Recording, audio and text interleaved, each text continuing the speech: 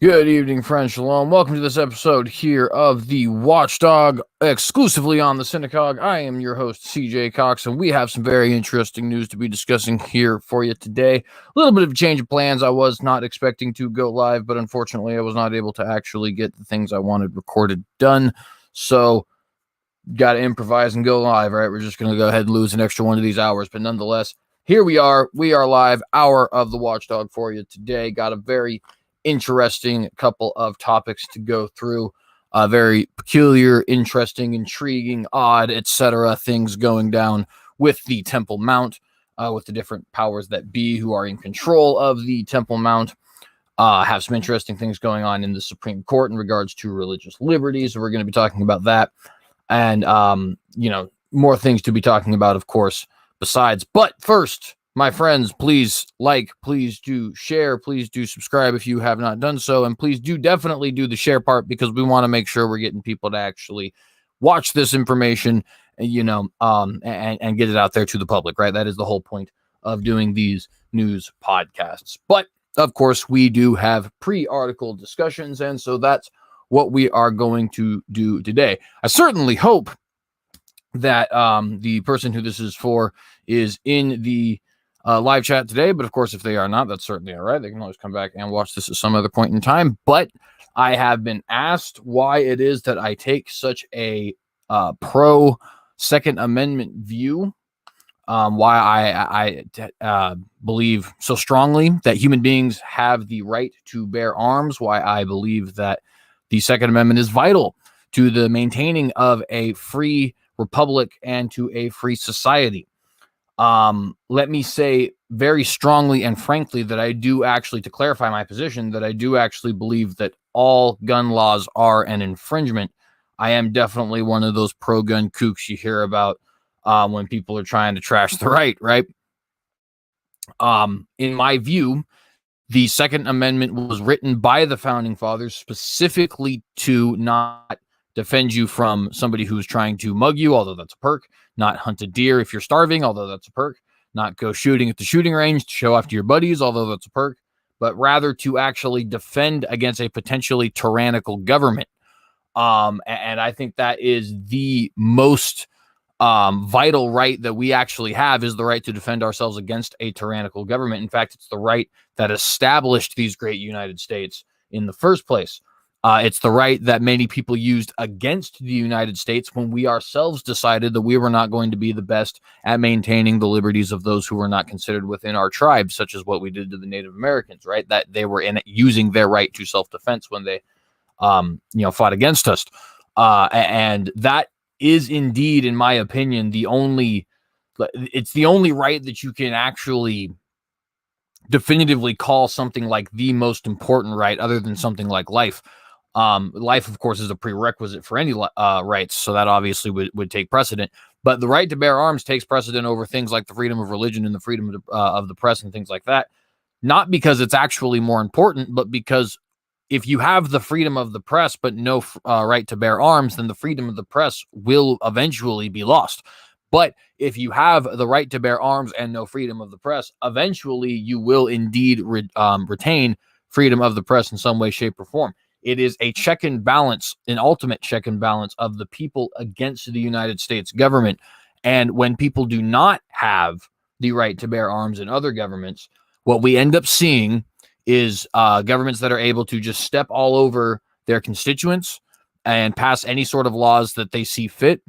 We see, for example, in Britain, a nation that has a very long history of firearms control, well before this last century.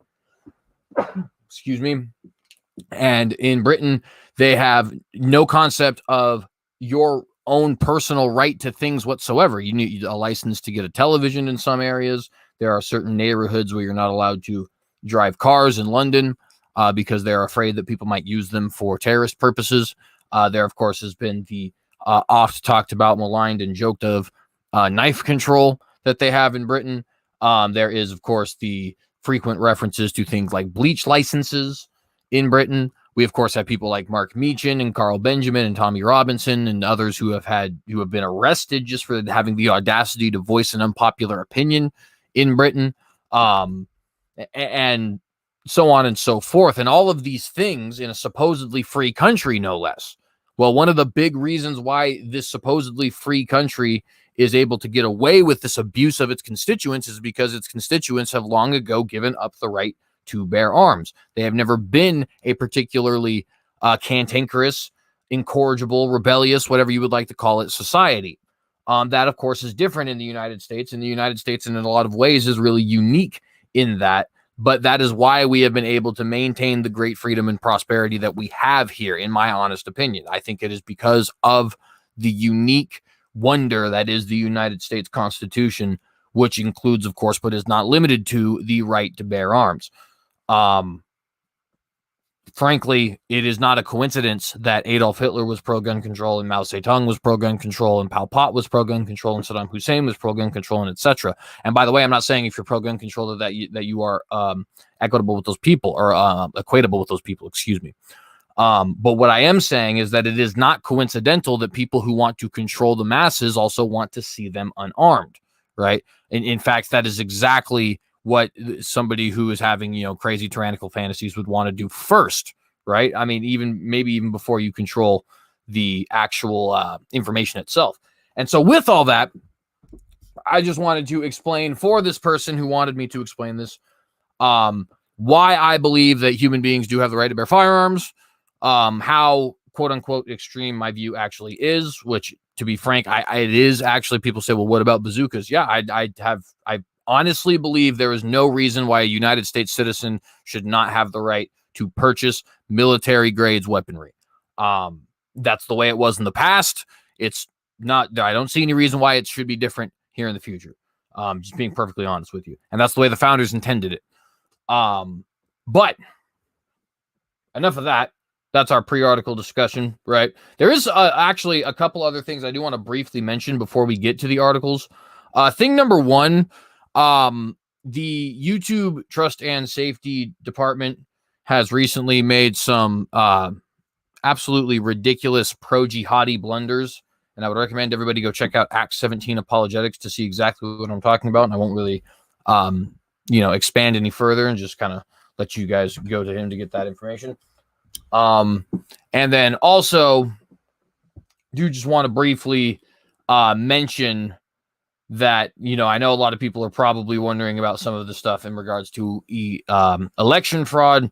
I may do an episode on that at some point, but I just feel that there are other things that may be a little bit more important in the global scheme of things, and that is why, and also underreported, right? You can get a lot about election fraud on a lot of different areas.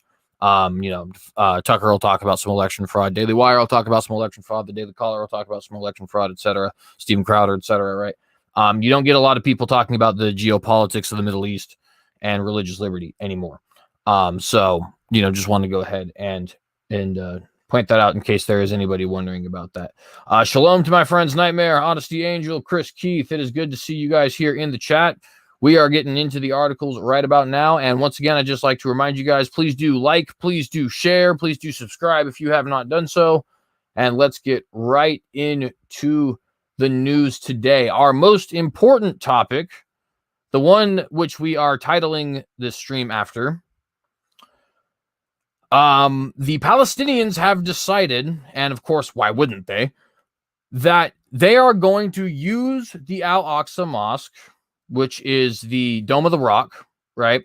What they have built over the third holiest site in Islam, what they have built over the Temple Mount, where they had the first temple and second temple both built, right? They have decided they want to actually use this Al-Aqsa Mosque as a political chess piece, right? And at the same time that they have decided to do this, Jordan has decided that they really, really, really want to push Israel towards maintaining the status quo. What is the status quo? What does that mean? So status quo, as it refers to the Temple Mount, basically is the way that things are currently right now, right? Jews aren't allowed to ascend the mounts to pray.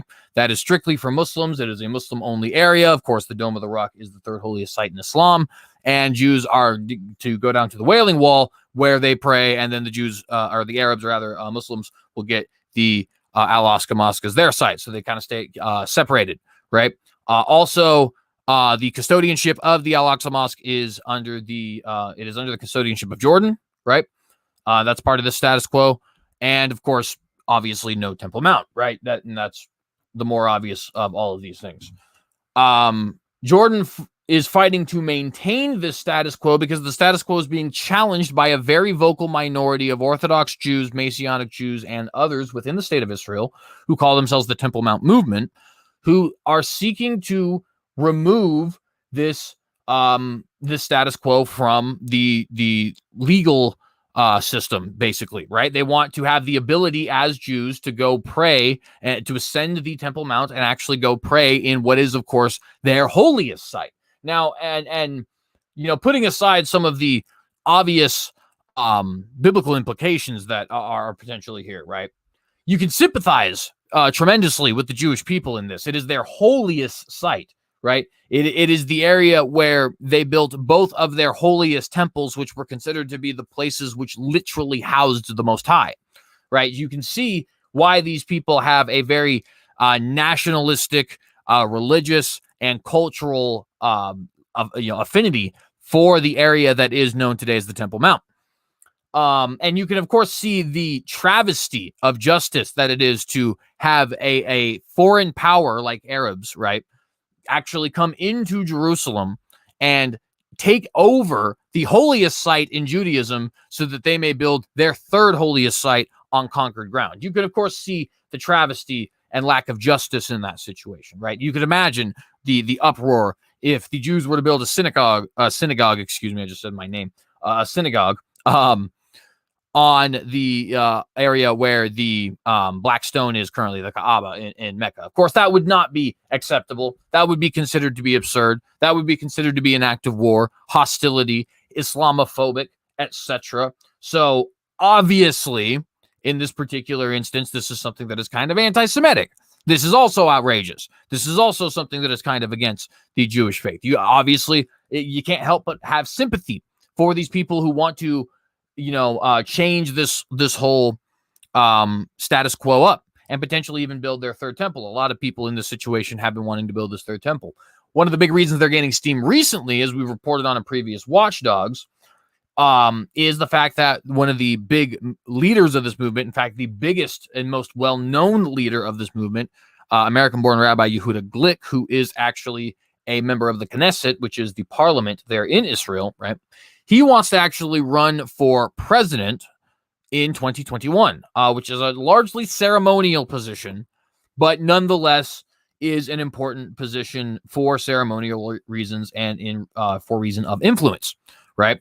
If Yehuda Glick, the man who wants to actually establish a third temple and break this status quo, does end up being elected the president of the state of Israel for a 7-year term in 2021, that, of course, would shake up the geopolitics of the Middle East region in a way that has not really been done in our lifetime, at least not in most of our lifetime. There could be some exceptionally old people here who have maybe witnessed something like that. Although I guess maybe if you were alive in 1948 when Israel was founded, that's not too long ago. But you guys kind of get the idea, right? It's been a while since anything that monumental has happened. And one could even argue that the establishment of the state of Israel was not actually as monumental as the breaking of the status quo at the Temple Mount in Jerusalem or the potential establishment of a third temple. So with all that context, we have an article here that we want to read. We actually have a couple, but this one is where we see that the nation, or the quote unquote nation, right? Because of course there's never actually been a nation that is Palestine. The quote unquote nation of Palestine is now using, like I said, this Al-Aqsa Mosque as a political chess piece. They believe that they are the representative of Islam in Jerusalem, in the Holy Land even. And they are using that to their political advantage as different Arab nations are deciding that they want to make peace with Israel. And here we see a perfect example from the Jerusalem Post. Go ahead and zoom this in here a little bit more. Bahraini Al-Aqsa prayer goer. This is a new form of terror. What is a new form of terror? Well, last month, Palestinians claimed that they expelled a delegation from the United Arab Emirates whose members came to pray at the mosque. This is written by Khalid Abu Toame. And if I said that wrong, I do apologize. That was not what I wanted. Sorry, friends, just one moment. This looks like it is being all weird because sort of thing just does that every now and then. Anyways, so all mosques should be open for prayer for all Muslims. Dr. Sheikh Khalid, come on, are you kidding me? Dr. Sheikh Khalid bin Khalifa, chairman of the Bahraini Hamad Global Center for Peaceful Coexistence, said Sunday. Khalifa, who prayed at Al-Aqsa Mosque in Jerusalem last Friday without revealing his identity for fear of being attacked by Palestinians, told the Jerusalem Post, quote, "It is unacceptable to prevent anyone from any religion from praying. This is a new form of terror," end quote. Now, a couple things are interesting here that we need to point out. Now, I think something might have been skipped here, if I'm not mistaken. No, it doesn't appear so. So I guess this is just written a little bit strange. But nonetheless, notice that not only are we seeing that the Palestinians are now using the Temple Mount to try and achieve their own political agenda, right? Which, of course, has happened in the past, but just not quite to this extent. But on top of that, in response to this, what we're seeing is not necessarily just, hey, this is something that isn't okay in our religion. You shouldn't be, as a Muslim, preventing other Muslims from praying or something along those lines, right? But we're actually seeing, quote, "It is unacceptable to prevent anyone from any religion from praying. This is a new form of terror," end quote. Now, to be fair, I do agree with that, right? I'm not saying that you should be allowed to stop people from praying or anything like that. But the point that I am trying to make here is when we see the appeal here, in a sort of perennial way, right, in an ecumenical way, in a way which appeals to multiple faiths, that does kind of play into this agenda, which comes directly from the Temple Mount movement and Yehuda Glick himself, which is that they set up this new third temple as a, quote, house of prayer for all nations, end quote. And that is directly from the Temple Institute's website. You can check it out for yourself or watch previous Watchdogs where we discussed this Yehuda Glick character. The episode, I think, in particular is Yehuda Glick to run for Israeli president. But nonetheless, we continue. Quote, "No one owns the mosques," end quote, he said, adding that all Muslims should have free access to their holy sites.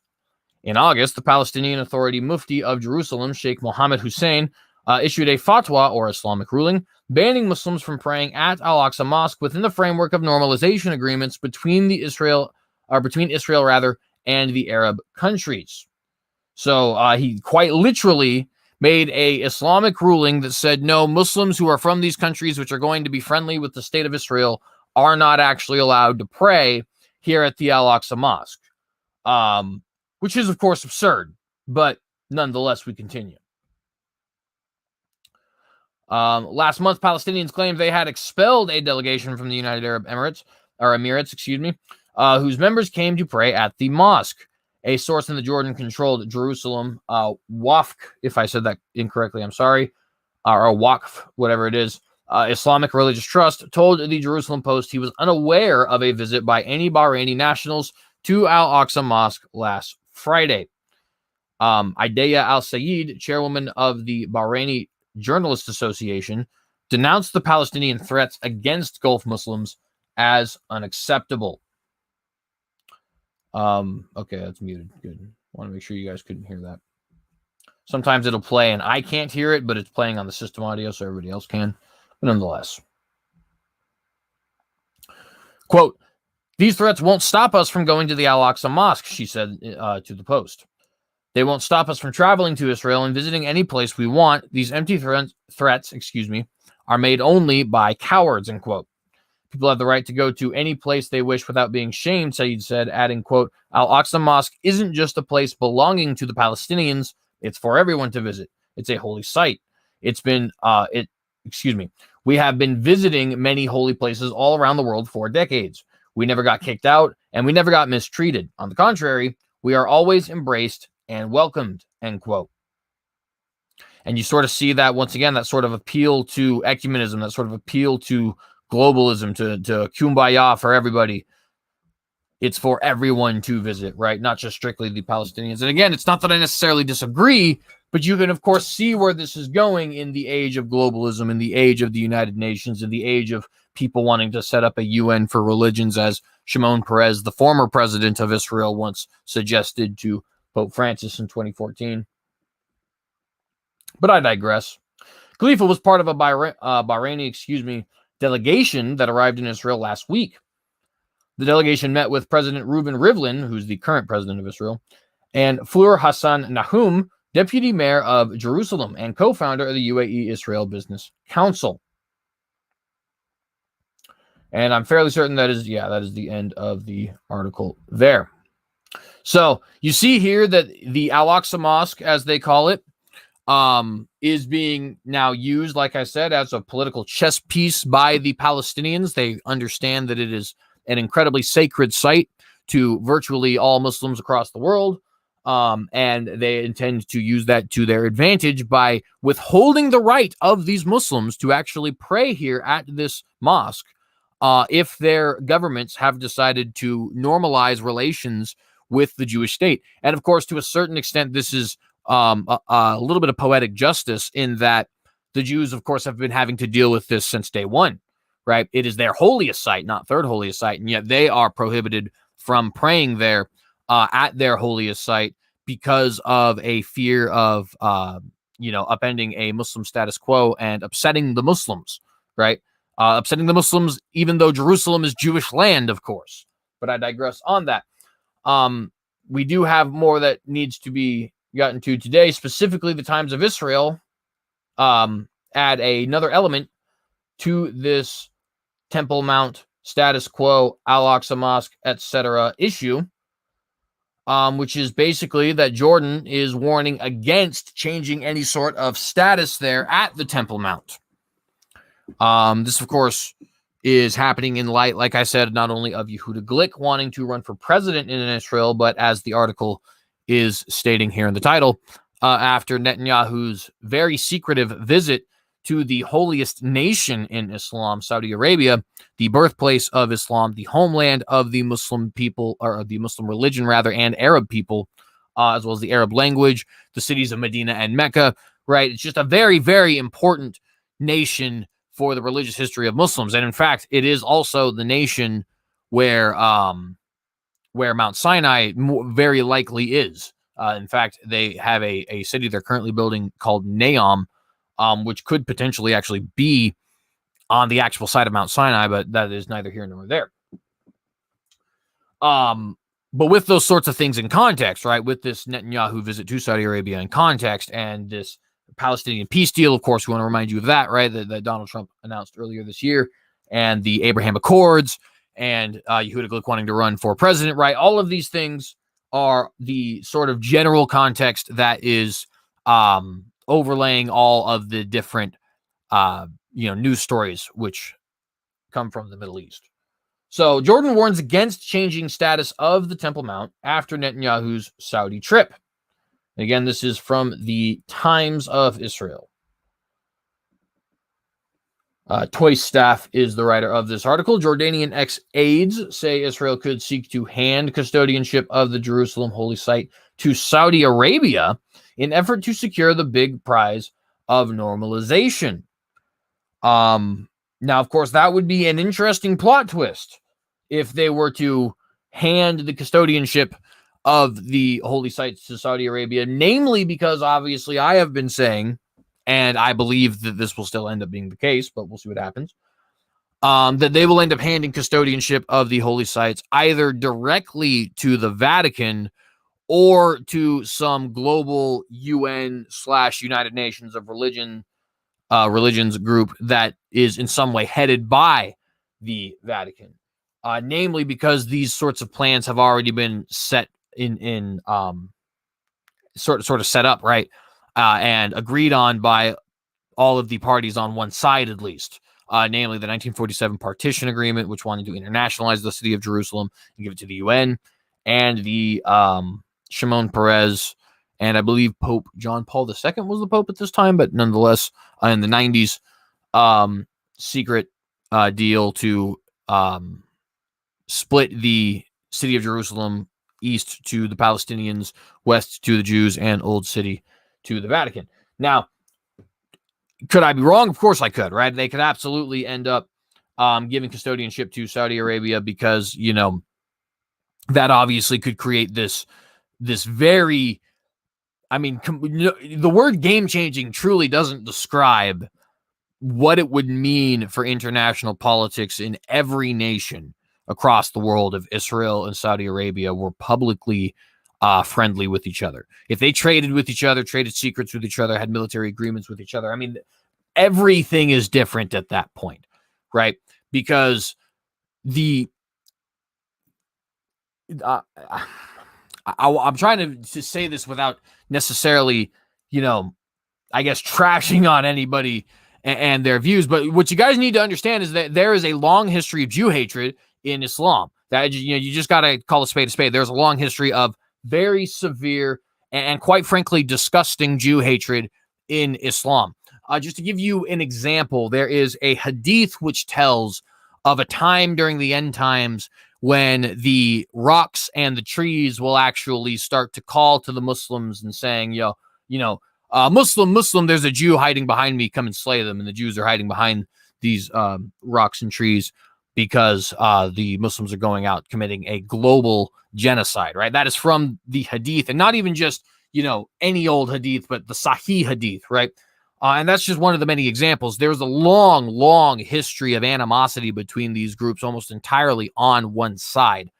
And for that, for the most holy land in the Islamic religion, Saudi Arabia, to make peace with the Jewish people, to normalize with the Jewish people, even if it's bogus, which we can rest assured it would be, that would be completely game-changing. It would be something that has literally never occurred in the history of the world. In the 1,400-year history of the Muslim religion, you have never actually had somebody that official in Islam make peace with the Jewish people. It would be huge. And I do believe it will happen. I believe we will see full and public normalization between Saudi Arabia and Israel at some point, if nothing because they both really don't like Iran. But potentially even, if somebody is able to actually fix this quote unquote Palestinian problem, right? And of course, by fix to the liking of the Arabs and Muslims and international community, right? Not necessarily to the liking of justice, but nonetheless, if somebody were able to achieve something like that, I could absolutely see normalization between Saudi Arabia and Israel. If we were to see some level of United Nations of religions, I could see something along those lines happening, which of course we know they are trying to set something like that up. Not only did Shimon Peres obviously pass that idea to Pope Francis, but the World Alliance of Religions for Peace and the World Council of Churches and the World Ecumenical, World Evangelical Association, and so on and so forth. These groups are already actively pushing towards this sort of a thing, right?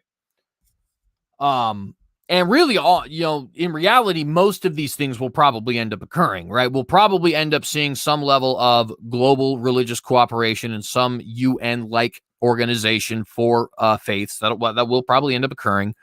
We'll probably see some agreement between the Palestinian people and the Jewish people. There will probably be some internationalization of the old city in some way. There will be some changing of the status quo. Saudi Arabia and Israel will become friends, right? These sorts of things, I think it's not really an either or as much as it is all at the same time, but how exactly will it occur, right? We're sort of figuring out the details as to how we get there, but I don't really think it's a question of getting there in either of these situations, right?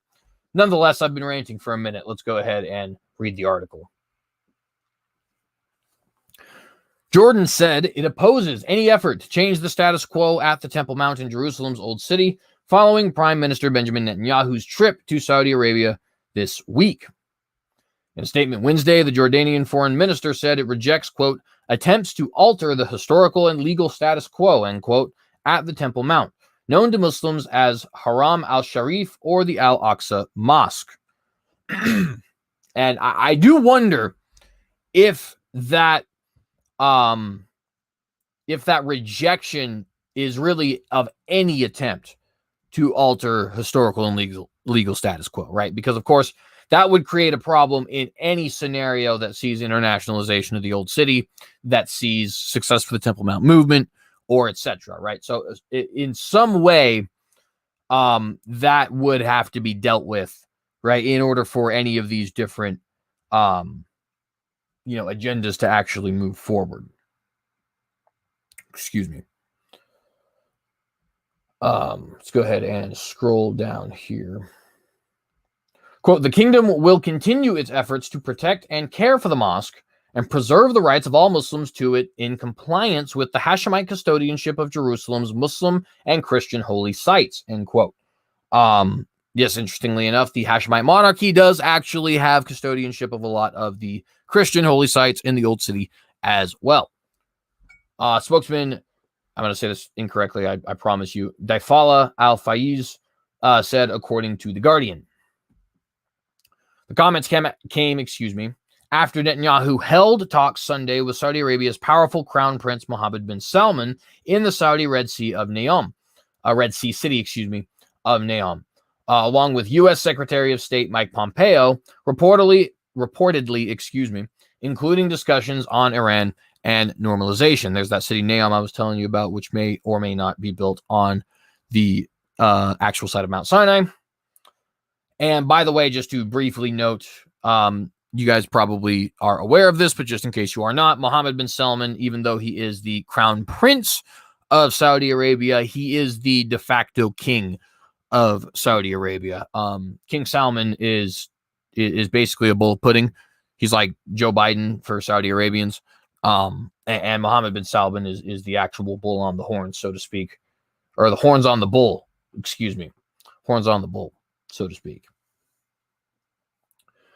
The warming ties between Jerusalem and Riyadh are raising concerns in Amman that Israel could seek to shift custodianship over the Temple Mount from the Jordanians to the Saudis. Jordan's Hashemite monarchy has been the custodian of the site since 1924, which, of course, is roughly 2 decades, a little bit over 2 decades, actually, before the establishment of the State of Israel.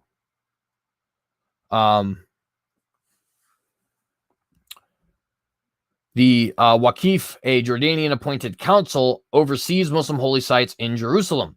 It claims exclusive authority over the Temple Mount compound and says it is not subject to Israeli jurisdiction.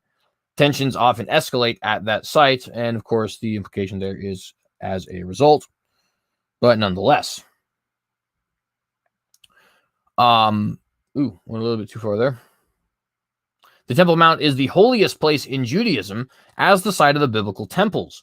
It is the site of the third holiest shrine in Islam, which of course is the aforementioned Al-Aqsa Mosque or Dome of the Rock. Israel captured the Temple Mount and Jerusalem's Old City in the 1967 war and extended sovereignty throughout Jerusalem.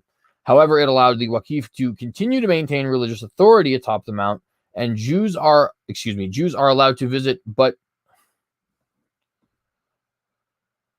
one second, I totally messed that up. I have to restart. However, it allowed the Waqif to continue to maintain religious authority atop the mount, and Jews are allowed to visit, but not to pray there.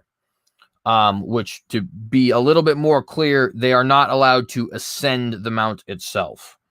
Just so everybody is aware of what exactly the rules are for the Jewish people. Quote, historically, the religious aspect was key in the legitimacy of the ruler, and the Hashemites, after leaving Hijaz, derived their legitimacy from Jerusalem, end quote. Adnan Abu Odeh, a former senior aide to King Abdullah and his father Hussein, told The Guardian, and King Abdullah and Hussein are of the Hashemite monarchy, just so you are aware, not the Saudi monarchy. Quote, Israel practices pressure and extortion over Jordan with the custodianship matter, and they threaten to give it to the Saudis, and it is not far-fetched, and I believe His Majesty the King understands that, end quote. And of course, if what they said there is true, which I see really no reason to believe why it would not be, right? That would indicate that, in fact, the nation of Israel has already been using the Temple Mount as a political chess piece, right? And that the Palestinians are just kind of playing ball in a way that the Israelis have already been. And much as I am pro-Israeli, much as I would be on the side of the Zionists in this situation, once again, we need to be honest with ourselves and declare what is truth. And this is indeed something that is currently, at least appears to be, going on from the point of view of the Jordanian people. Are they correct? Maybe, maybe not. But their perspective is important nonetheless, because they are a very important player in the international field here, right? And specifically as it pertains to the custodianship of the Temple Mount, which again is an incredibly holy site in all of these different religions. Excuse me. Echoing the sentiment, ex-foreign minister Jawad Anani said Saudi Arabia was the big prize for Netanyahu.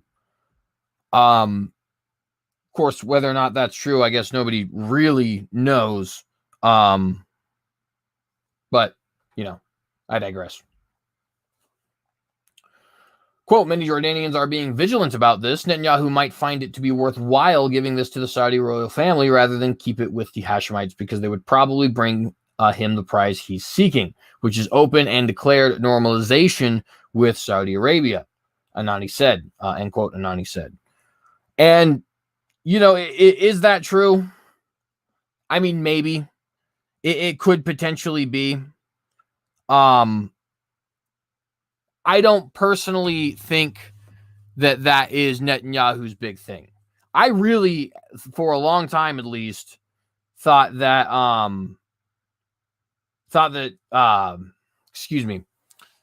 that Netanyahu's big goal was really getting Judea and Samaria. It appears that is not the case anymore. So what do I know? I guess is the point that I'm trying to make with that. And maybe it is that Saudi Arabia is actually this, big goal for him, this thing that he really wants to kind of make as maybe a legacy moment. But I don't know if I necessarily buy it, I guess, is my point. Of course, the Jordanian minister is a lot more into this situation, I guess, than I am. So, who knows? Quote, many Jordanians are being vigilant about this. Netanyahu, I already read that. Though such a move could lead to improved ties with Saudi Arabia, former British diplomat Sir John Jenkins warned of the possible security consequences for Israel. Quote, it would radically crush the Hashemite monarchy, and it would change the guarantee of sorts that Jordan has been providing for Israeli, and regional security. It would be like throwing a grenade into a crowded room, end quote. Jenkins, who was consul in East Jerusalem and ambassador in Riyadh, told the newspaper. He also noted the possible appeal to the Saudis. Quote, Iran has always challenged them on the legitimacy of their custodianship of Mecca and Medina. If they were to add a third shrine to their list, it could enhance their claims to be the absolute leaders of the Islamic world, end quote. He said. And to be honest with you, that is part of the reason why I don't actually think this is going to end up occurring, odd as that might sound. I don't know if we're going to see Islam ever actually have that sort of a monolith ever again. Maybe we will. Maybe it will end up being the Saudis. Maybe that's a big portion of potentially setting up some level of global religious organization, is getting all the Muslims on board, just like you might want to get all the Catholics all on board and so on, right? I just personally don't see it as likely, I guess. I don't think there's a lot of nations, Islamic nations, who would be very happy about that. Least of which is Iran and Palestine. But what about Turkey? What about Azerbaijan? What about Indonesia, right? What about Yemen, etc.?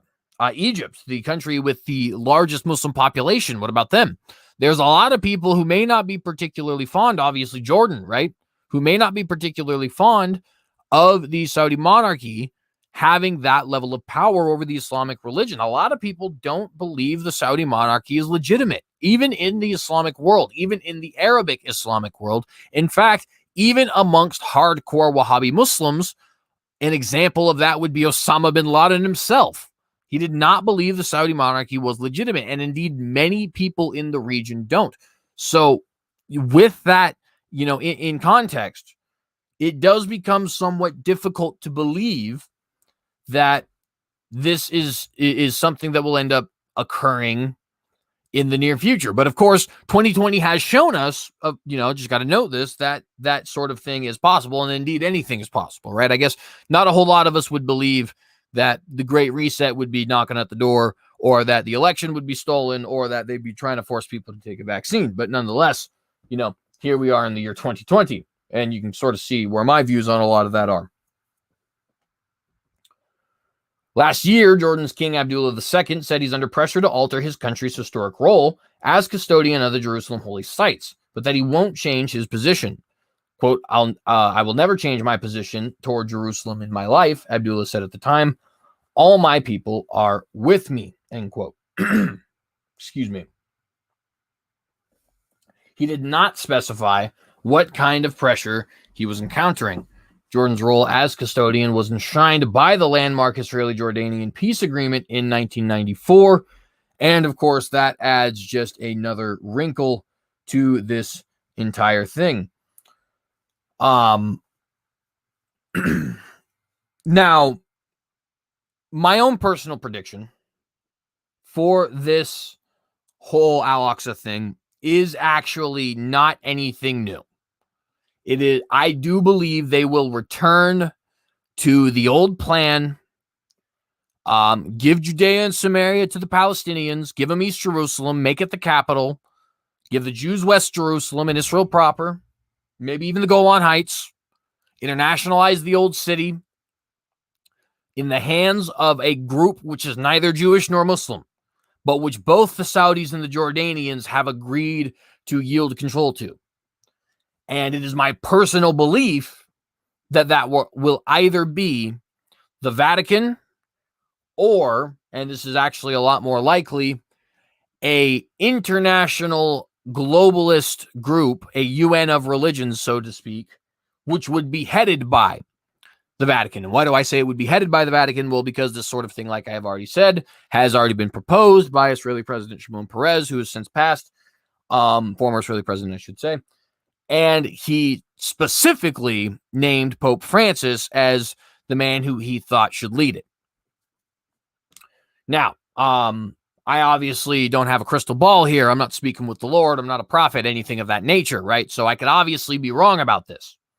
But that is what I believe will end up occurring in the future.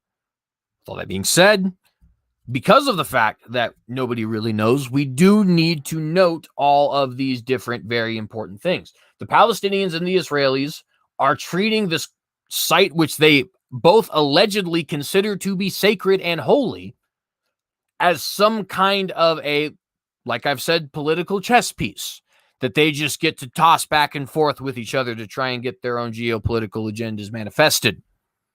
It is disgusting in my own opinion, but it's the way the world is right now. Will this custodianship go to Saudi Arabia? Who knows? Will it stay in the hands of Jordan? Can't say. But the things are being discussed, and you need to be aware of it. And especially considering our next particular point. By the way, I see Brother Nicholas is in the live chat. Shalom, Brother Nicholas. Shoot, I'm already at 43 minutes. Man, that is just my luck, isn't it?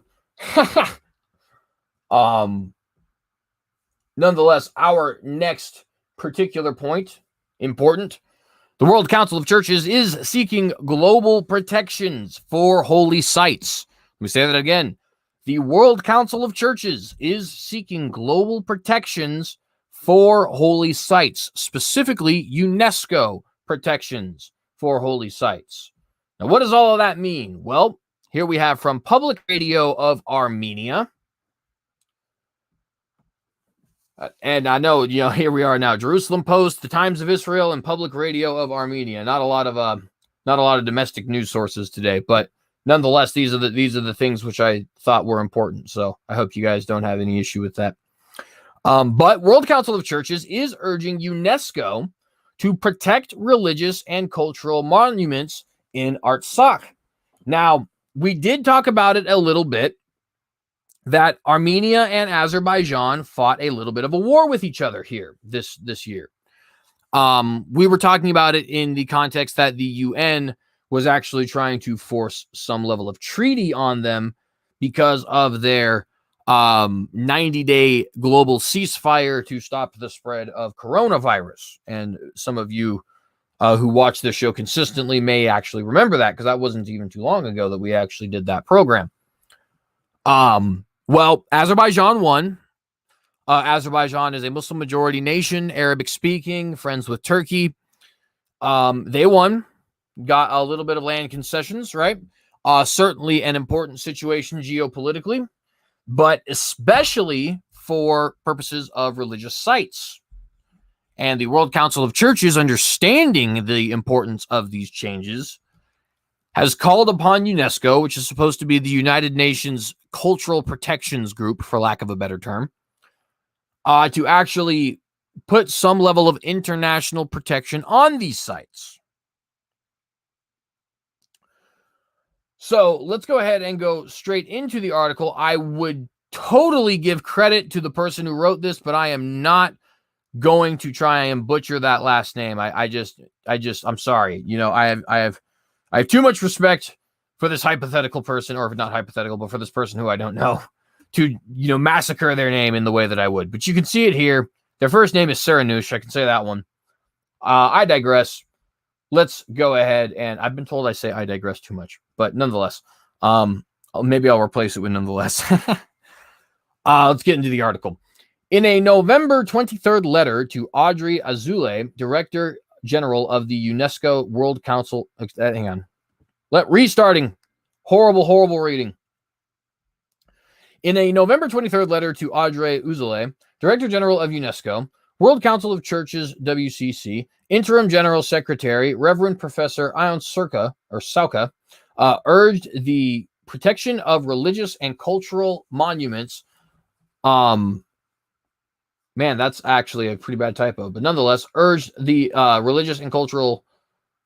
protection of religious and cultural monuments, the Nagorno-Karabakh Artsakh region. What they're trying to say is that he urged the UNESCO group to have protections for this, for these different regions. I imagine what probably happened here is they're translating from Armenian into English, and so it's not written particularly well. That's just my guess, but nonetheless.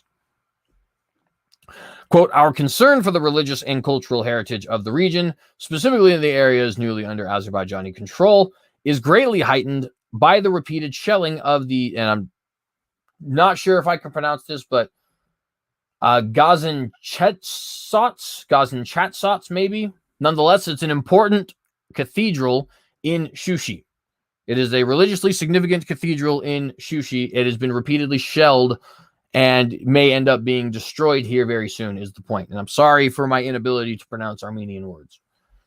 Nonetheless, it is greatly heightened by the repeated shelling of this cathedral in Shushi that occurred on October the 8th, and especially by the numerous reports we are receiving of other more recent desecrations, end quote. Sauka writes, quote, there are an estimated 4,000 historical, religious, and cultural monuments in the areas of Nagorno-Karabakh, or Artsakh, now under Azerbaijani control, each of them with a powerful spiritual and cultural legacy to impart. Fun fact, that is including but not limited to the mountains of Ararat, as well as Mount Ararat itself, and a region believed to be, although I think actually this is under Turkish control, believed to actually house Noah's Ark, but nonetheless. Did I read all this? Yes, I did. Okay. The loss of this heritage would be an irreparable loss for the whole of humanity, Sauka continues. Quote, we therefore urge UNESCO to take all possible and appropriate measures to protect these sites on the affected territories, end quote. He writes, quote, in this regard, we welcome the proposal for a preliminary field mission, in order to draw up an inventory for the most significant cultural assets as a prerequisite for effective protection of the region's heritage, end quote. Included among the WCC's more than 350 member churches are the Armenian Apostolic Church, or Mother C of holy, and I'm once again going to be terrible with this. I'm sorry. Enchmeidzin, however you end up saying that. I have no knowledge of Armenian. I apologize. But nonetheless, the Armenian Apostolic Church and the Armenian Apostolic Church, known as the Holy See of Cilicia. These were both members of the World Council of Churches. The letter follows a World Council of Churches Executive Committee statement adopted earlier in November that appeals for, quote, respect for the holy sites and cultural heritage of Nagorno-Karabakh or Artsakh, and urges, quote, UNESCO to take all possible and appropriate measures to protect these sites, which is basically just verbatim language as this new letter. And here you can see a picture of one of these sites. I imagine that this is the cathedral that was shelled on October the 8th. And I'm not going to attempt to pronounce it again because I was just terrible with it. But what is the reason we're reading this, right? Who cares? Well, first off, you should care just because it is unfortunate that these people are being struck by the absolutely horrible Grim Reaper that is war. And I hope that, we should be praying for them. But nonetheless, where have we heard this before? Where have we heard, hey, I want to get global government involved in the protection and custodianship of holy sites before? I mean, not only were we just reading about that in the form of the Temple Mount, but I believe maybe that this is maybe kind of sort of something that might have possibly, potentially, I don't know, been brought up a couple thousand times in different Vatican documents from all across the world. See previous Watchdogs, or also, I noticed Brother Nicholas is in the live chat. I think I've already said shalom to him. But nonetheless, our rabbit hole of rabbit holes, right? Is this not the same thing the Catholic Church calls for cathedrals in China? Is this not the same thing the Catholic Church calls for the Holy Sepulchre Church in Jerusalem? Is this not the same thing the Catholic Church calls for the different cathedrals in Spain and in Mexico and in France and in Italy and so on and so forth? Ladies and gentlemen, is this not a perfect way for people to try and seek some level of global religious governance, i.e. this UN of religions that we keep warning about? There's a lot of different groups which are on board with this. And of course, one of the things which we're consistently reporting on here on these Watchdogs is the World Council of Churches is basically the Pope's lackeys, right? These dudes are completely and totally in communion with the Vatican. They even had a mass with each other at the 70-year anniversary of the World Council of Churches in Geneva, 2018. You could also find, although you won't be able to find them on YouTube, you have to find them on Facebook, Watchdogs on those topics as well. But maybe we'll do even some different ones on them since we don't actually have them on YouTube. Point being, you've heard this stuff before, friends. This is not something that is new. It is not something the World Council of Churches came up with. They are nothing more than the lackeys of the Roman Catholic Church, headed by the Vatican, headed by the Grand Blasphemous, the Arch Blasphemous himself, who is Pope Francis. Right? And though they claim to speak for 600 plus million Christians all across the world, in reality, the only people they truly speak for is those who wish to have communion with pagan Rome, who wish to be in ecumenical, what would you call that? I guess kumbaya, right? With Rome and indeed with all of the different faiths. And this is one of the reasons why I find a United Nations of religions to be so repulsive. But I digress. I was just talking about how I say that too much, and then I went ahead and said it again. 53 minutes. I guess that's enough time to talk one more article. Notice Honesty Angel is saying she is heading out. Shalom, Honesty Angel. Have a good rest of your night. Snow in Death Valley. I did not actually know that, Brother Nicholas. That's very interesting. Go ahead and throw that up there. Or no, I think this is a joke. No, he's saying news in America. That's like having snow in Death Valley. I see. Anyways. So let's get on to this last point. We're almost at an hour here, and I want to be very, very short with this because I wasn't supposed to go live. I was supposed to have this pre-recorded. I failed, so now I'm digging more into the 20 hours of time that I have, which will take away from potential live rooms in the future. So I do want to be quick about this, but I do want to ask the question, has the Supreme Court turned against the deep state? There has been a recent ruling at the Supreme Court, which you can see here, which some people are saying may indicate that the religious conservatives finally do have some level of power, that maybe religious liberty will be defended, that potentially we might have won the SCOTUS fight, at least for now. And I am not ready to make that claim, but I'm happy with the ruling. And so I figure we'll go ahead and let you guys know about this ruling, what it means, and, leave this watchdog on a good note. So a major shift at Supreme Court on COVID-19 orders. The Supreme Court voted 5-4 to bar New York State from reimposing limits on religious gatherings. Once again, the Supreme Court actually voted 5-4 to bar, meaning prevent, the New York State government from reimposing limits on religious gatherings. And praise God for that. Big win here, I think, for religious liberty. Let's go ahead and zoom in here so you guys can see.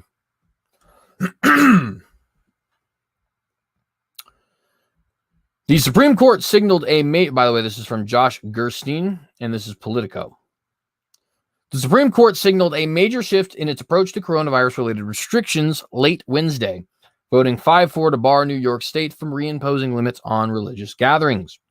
The emergency rulings issued just before midnight were the first significant indication of a rightward shift in the court since President Donald Trump's newest appointee, Justice Amy Coney Barrett, who is the one pictured above here, last month filled the seat occupied by liberal Justice Ruth Bader Ginsburg, who died in September.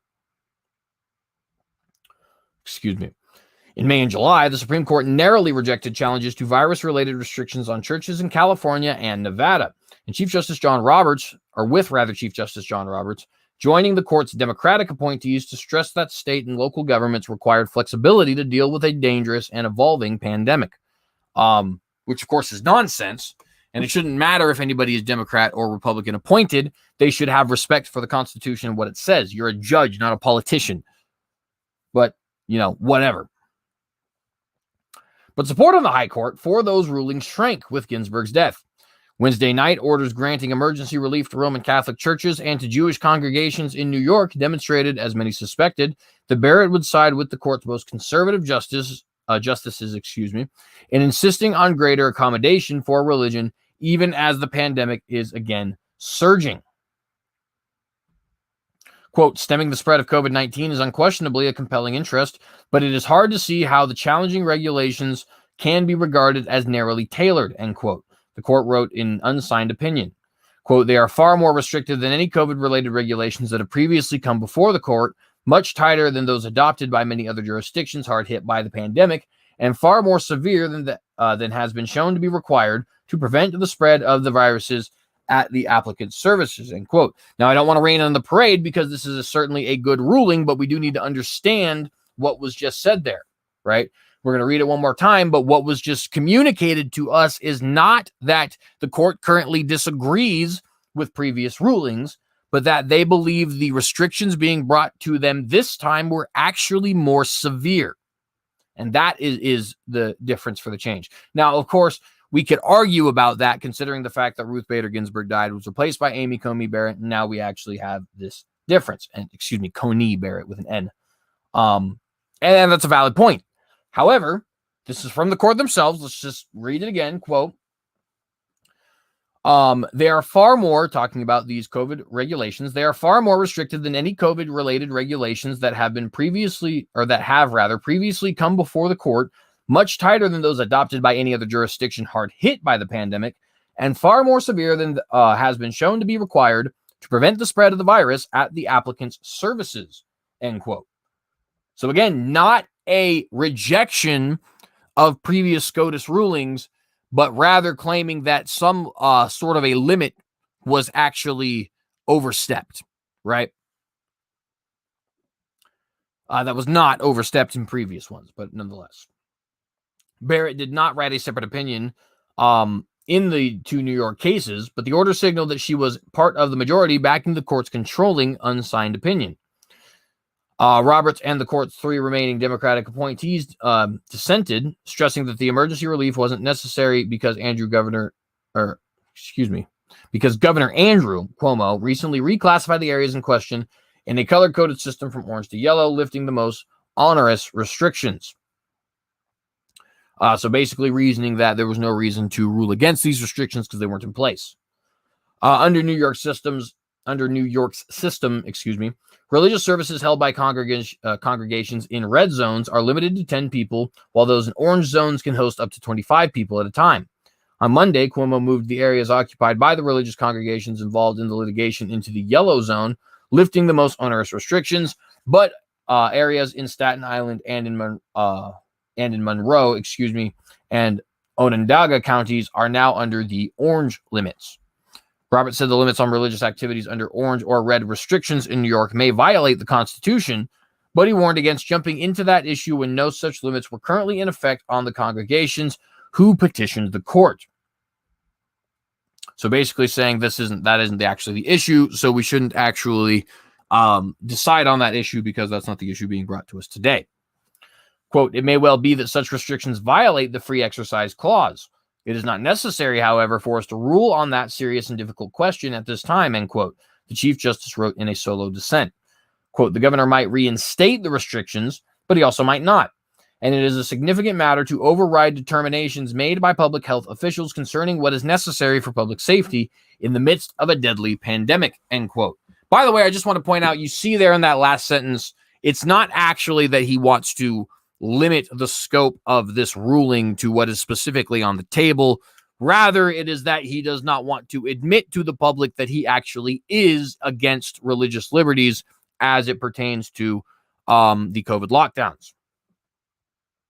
Quote, I fear that granting applications such as the one filed by the Roman Catholic Diocese of Brooklyn will only exacerbate the nation's suffering, end quote, Justice Sonia Sotomayor wrote in a somber dissent joined by Justice Elena Kagan. If I had said that was written by Justice John Roberts, is there anybody currently listening who would have been like, oh, that's actually shocking. I can't believe that. Probably not, right? Anyways, just pointing that out.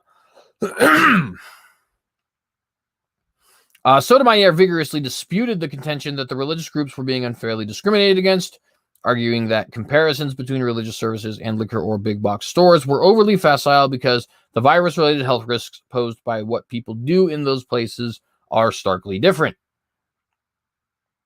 Quote, unlike religious services, bike repair shops and liquor stores generally do not feature customers gathering inside to sing and speak together for an hour or more at a time, end quote. Oh, I see. So it's just something that specifically is going to target things that, are protected by the Constitution, such as assembly and religious belief, but whatever.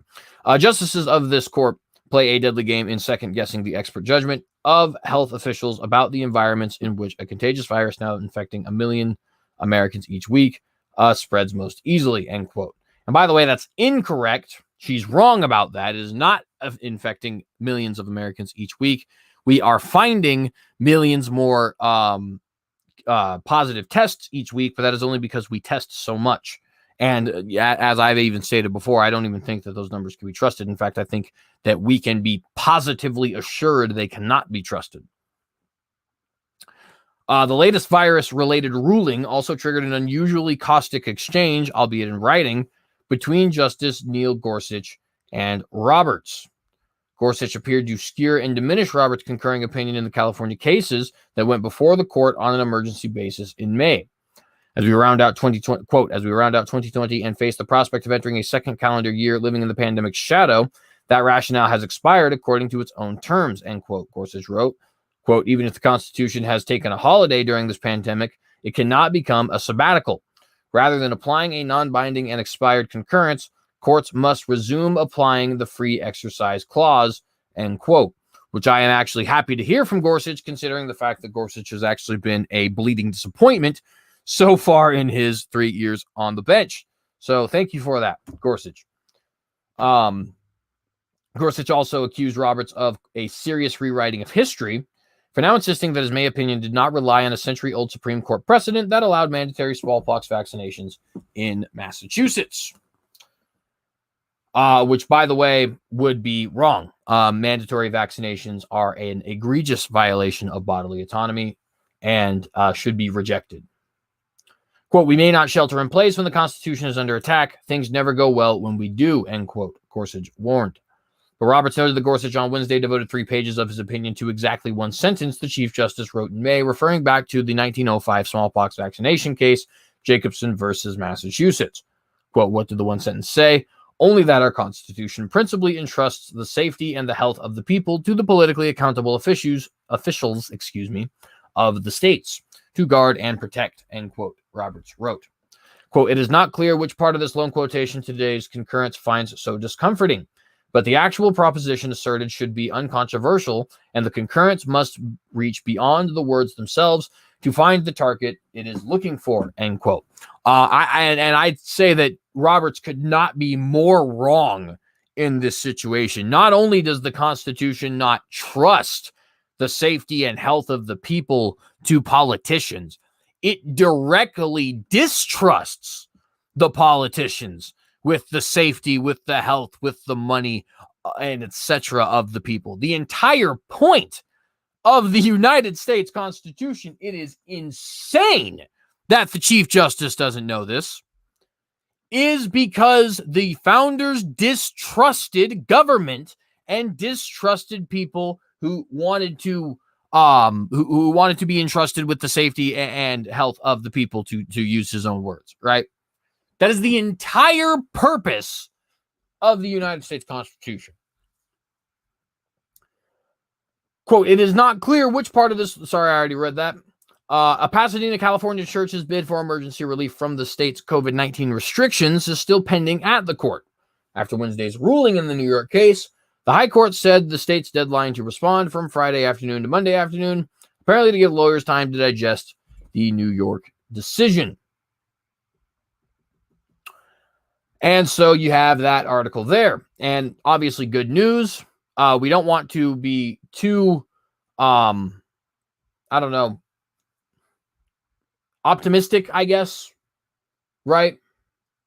They very obviously did not recant their previous rulings. They did nothing more but say that these particular restrictions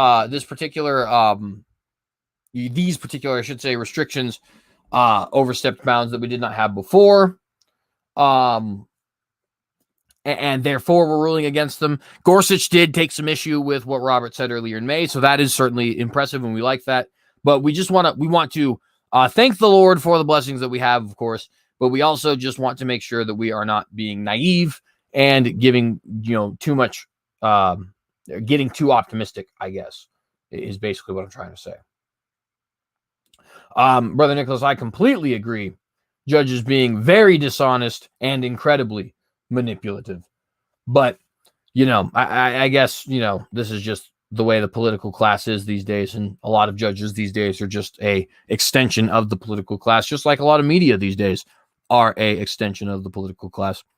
But I want to go ahead and bring this down to a close. So if you guys liked this, please do like, please do share, please do subscribe. If you enjoy this content, we do have Watchdogs Monday, Wednesday, and Friday, as well as Unapologetics on Saturday and Sunday, and potentially some sort of random debates and open rooms scattered throughout there as well.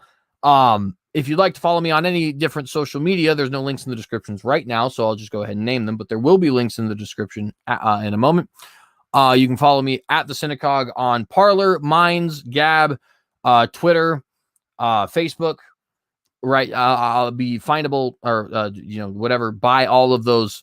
By the tag TheCynicogue at all of those different sites. If you'd like to follow me there, I also do have a BitChute account, which I may start using a lot more, considering the fact that the YouTube overlords are just getting more and more and more insane as time goes on. I'm also thinking of getting a library and a Rumble. So we'll see. I might, expand the social media presence even more. Also, if you guys do think this is an important message to get out, not only do I recommend sharing, of course, but please do consider contributing financially to the Cynicogue by going to the Patreon by going to patreon.com/ TheCynicogue. You can see at the little ticker below the link there. That, of course, will all be used to help this become at some point a full-time career, right? So that we can actually be putting forward this news in the same way that so many others are able to do, unfortunately, dishonestly, right? I would like to be the next Ben Shapiro, minus all the parts of Ben Shapiro that are, Ben Shapiro. But I'm just kidding. He's not a terrible dude, but he does have a lot of issues, and that is a big portion of the reason why we do this, is because there is nobody else doing this work, right? I appreciate you guys. Once again, please do hit that like button. Questions, comments, criticisms, concerns, anything like that in the comment section below. I do have a question for you before I leave. In the face of Armageddon, you compromise. Shalom.